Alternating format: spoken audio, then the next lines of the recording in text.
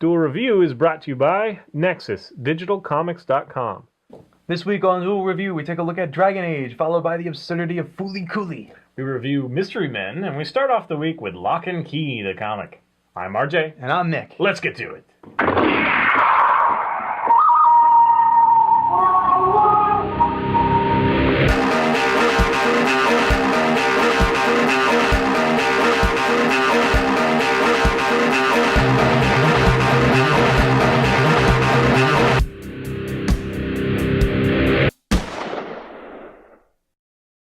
Hey everybody, welcome to another Duel Review. Today is the 28th of November. It's a Monday and we're going to be doing the comic Locke Key. That's right, which was written by Joe Hill and illustrated by Gabriel Rodriguez.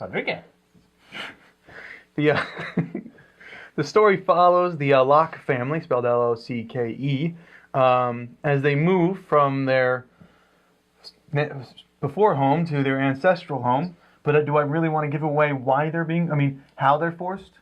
No, not really. Okay. I mean, there's like some tragedy in the family. Right, that's a good way of saying it. So there's some tragedy in the family, and they're forced to move from their home to their ancestral home, the Key House. Now, if you haven't guessed, this has a lot to do with keys and locks. Basically, throughout the house, there's a number of keys that... A number of doors, a number of locks. Yep, and they all do different things. Like, for example, the first key that you find is the spirit key. The little boy, Bode, he finds it and realizes that when you unlock the door, open the door, and walk through the door, your body dies and your spirit floats away. You leave your body. You leave your body. Yeah, that's right. And it has the kind of traditional tropes of haunting. I mean, things get really cold when he visits, and he can think of something and then he appears. I guess that's not a traditional thing. Basically, if you think about something in your ghost form, right. You think about it hard enough, you will appear wherever that thing you're thinking about is. So if you're thinking about somebody, you'll go visit them or whatever. Yeah, if you're thinking about a specific key, you'll just poof, you're there. Do you want to talk about all the keys, or do you want to leave some? No. It's a great platform for anything they think of. There's traditional keys, like one makes you large, one makes you small, probably later. I don't know. But I mean, they've got tons of keys. So any bright idea they come up with, it's a perfect vehicle for them. Yeah, absolutely. They can really literally go anywhere with it, and it's pretty awesome. The story is there's a tragedy. We basically follow three kids, siblings. The oldest son, Tyler, the daughter, Kinsley, and then the younger son, Bode. Yeah. So you basically follow them. There's uncles and parents and stuff kind of around that. Right. And one thing to note about the keys before we go too far ahead of ourselves, really, kids are the only ones who actually notice that it's happening. Adults don't seem to notice. Yeah, they get to a point where they grow old enough they kind of forget. Yeah, and it doesn't even because if you remember when they're using the the head key, right? They show the mother, but the mother doesn't quite understand what's going on. The mother can't see it apparently. Yeah, she doesn't see it. So yeah, and I don't know when it's kind of ambiguous to when that cuts off. Maybe it's different for everybody because there are some older kids that still deal with it kind of thing. Yeah. Anyway, so it's definitely got a Lion the Witch in the Wardrobe feel because of that. Yeah. I mean, kind of the parents don't get it. They would never, it's just for kids kind of thing as far as this world. But there's Twilight Zone feel in here, I think. Yeah. Just because each key does something so different, they can really... It's almost episodic. I mean, as far as what completely different new thing. But the main storyline is just it's amazing. I enjoyed the story so much. One of the unique things about Locke and Key is probably the medley of the plot and the illustration and then the feel of it. Essentially, there's some very serious adult-driven plot lines here, but it's surrounded by these maybe not childish illustrations, but definitely more kid-friendly. Yeah. And not only that, but the fantasy element of the keys and what they do is just so fairy tale-like. So it's weird to have these extremely adult... Essentially what I'm saying is, this is odd because it's like a new age Brothers Grimm story, and I'm not talking about the Disney versions of the Brother Grimm stories. I'm talking about the old school, people get hurt, people get, scarred, and it's just, horrible stories, but it's still got that kind of fairy tale, childish fantasy feel to it, and I think that's very interesting. Yeah, I mean, it'll be interesting to see if they allude to escapism or anything like that throughout the book, because right now it's treated very seriously. Yeah. But yeah, it's enthralling. It's not one of those books that I couldn't put down, but it was definitely one that I wanted to read all of it. Yeah. Like, it's. I know it's weird maybe to say that, but some books I just literally can't go to sleep until I finish this stupid thing. Well, it's stupid, but I just, Well, yeah, I know. It's absorbing. This one I could take a break. It was fine, but Yeah. it was really enjoyable. And Yeah, you wanted to pick it up. I'm really sad that they didn't do the TV show. I don't know if it was like really expensive to make or whatever. Probably. They made a pilot. Yes. I haven't seen the pilot, but some of the things that they got going on there, I would imagine it'd be very hard to make. CG heavy or something. Yeah. Anyway, yeah, it's a fantastic book. I can't recommend it highly enough. And I think it's an all ages thing. I mean, more or less. There are some really heavy things in there. There's some murder and there's some other things. Just it's but it's one that I think my wife might enjoy just because there is a lot of that, characters, the young character, the girl character, they all have their kind of their own stories. It's not a superhero comic. It's not a Yeah. It's more involving than that. It's definitely feels like it should be a TV show. Well, I mean, or a novel, Yeah, I would say novel. I mean, because it's definitely got a lot of those aspects of a novel. So this book also it kind of plunks you in without too much explanation of the keys. I mean, like you just start experiencing keys in the way. It's not like they find one key, figure it out. Find one key, figure it out. Find one key, figure it out. They find the first two keys. We have 3 trades all together here. 1, 2, and 3. I think that's all that's out in trade form right now. But it's not, the first book is mostly backstory. I think that if you're going to experience Lock and Key, buy the first 2 trades if you can afford it, because the first one is a little dry. Yeah, it is, because it's all set up. Stage. Yeah, that's all it is. But yeah, they experience like 1 key here and like 1 key here, and then by the third one, they've got like 8 keys they've gone through. So there's a real ramp up, and you kind of jump in the middle. There's another character that has already known all these keys. Right. Well, he knows exactly how they work. We don't know if that character knows all of the keys, but we definitely know that he knows some of them. He knows a lot of them, yeah, for sure, and he knows how to manipulate. And so we jump into this character. I wondered how you felt about that, because I think that the traditional way would be to be 1 key and figure it out, 1 key, figure it out. Kind of an episodic, like I said. I prefer this way though, because you get attached to the key and what it does. Well, I do too, because it gives the key personality almost. But I think it also removes that kind of. I don't know. The focus to me is on the kids, not necessarily the keys. Right, yeah. If it was a key, it'd be like, oh, what key are they going to find this time? Ooh, what key are they? You know what I mean? Like if we knew that, like, say, each trade or each 5 would be centered around a key, but they're not. So it really forces you to look at the story, even though this other interesting stuff is happening. It makes the keys almost a subplot, kind of by jumping into that. Yeah, I completely agree with that. Yeah, that makes perfect sense. I really appreciate the way they did that. I also like the setup for later, because I remember seeing a key that they don't even find.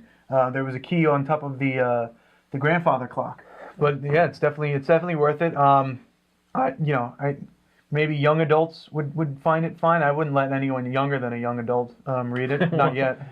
What's a young adult, like 13, like teenager? Oh yeah, like 13, 14, somewhere around there. Yeah, but no one younger than that. Definitely not 10 or 5. Yeah, definitely PG-13. I mean, it's the art is playful enough that helps a little bit. Yeah, but the story is just it's pretty heavy. Yeah, it's just a little over the line. So it's good. It's a very enjoyable story for so many reasons. Yeah, anybody who's looking for a change from the superhero, if that's what you're into or whatever, this is a great one. This is like I try to find more independent books every once in a while. I'm more into the superhero thing. That's my bag. Right. But I found this and it was recommended to me, and I love it. Actually, yeah, absolutely. My brother Jason was actually talking about how he wasn't looking for another superhero comic. Jason, I would recommend this. Lock and Key, published by IDW. It's perfect. I think it's a great series. Yeah. I'm looking forward to the next book. I think it takes a while for them to get to them, but yeah, for sure. Right. Well, certainly, if there's any other independent books that you guys are aware of that you want to have us review or just mention to us, we'd love to hear. Because we're always looking for that. Yeah. And that's the problem with comics. I think is there's so many out there. For guys like us who are just trying to experience them, we kind of get caught up in the mainstream, and we don't necessarily want that. We want the obscure comics. I happen to love obscure comics, but yeah, I mean, Tank Girl and the Tick were obscure. Yeah. What I'm saying is, if you happen to know a really good comic book, please tell us. We want to check it out. That's what we want to do. So yeah. I guess that's it. Is there anything else that needs to be said? Did you find out, because who's Joe Hill? Is Joe Hill Stephen King's son? Or is it produced by Stephen? I can't remember. Oh, I don't know. I just know that it's I know it by Joe Hill. has to deal with Stephen King's son. I should have looked that up. All right, so please subscribe to us on YouTube. Follow us on Facebook. Let us know your thoughts. Give us comments. We'd love to respond to them on air here. Yeah, and you know, online and on air. Yeah, sorry, you said on air. I did. I was gonna say on air, but I thought you were saying. Never mind.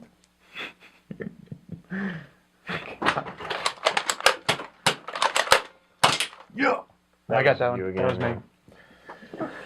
All right. We're very good with the words today. Tie goes to loser. There was no tie. He beat me. Yeah, I definitely hit it first. All right. See you with the words and The words and the sentences and words paragraphs. and- That's a perfect illustration. See you with the words and the words again. Words and paragraphs. Words and sentences and paragraphs. Coming up on Duel Review, it's Dragon Age, the video games. This week on Duel Review, we go toe-to-toe with Dragon Age, followed by the absurdity of Fooly Cooley. And then we take a look at, I forget, Mystery did Man. that whole thing, Mystery Man.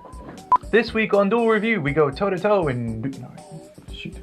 Do I want to say toe-to-toe? That's kind of stupid. Three toe would be stupid. Yeah, that would be stupid. Ten-toe. Toe, ten toe. That sounds like a Japanese... Papa. Yeah. What do people think of when they think cream puff? Old sailor. Old man with beard. We call our cream puff store beard puppers. It was funnier in the truck. Alright. Gabriel Rodriguez. I keep on forgetting Gabriel. Rodriguez. Yeah, Rodriguez is easy to remember, but I keep on forgetting Gabriel. Which is funny because that's the angel's name. Anyway, Back from the Bahamas. back from the Bahamas.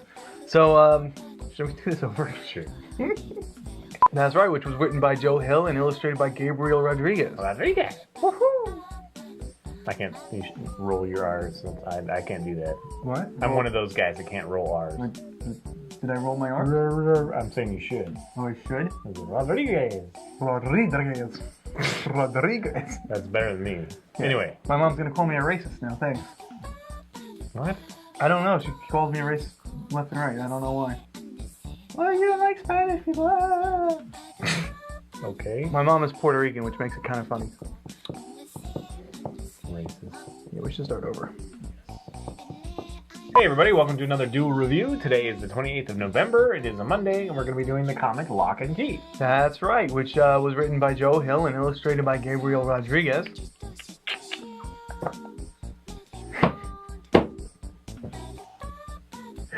It's supposed to be a keyhole, the key. That doesn't work. That doesn't work. If I did too.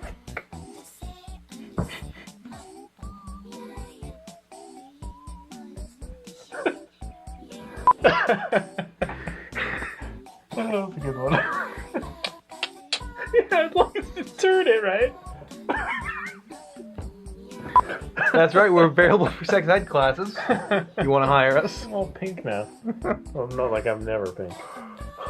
It's so funny. You're just like, and then you realize what you're doing, and the look on your face with Price is just like, oh, wait a minute.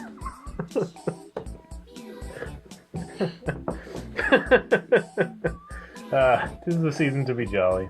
Ridiculous.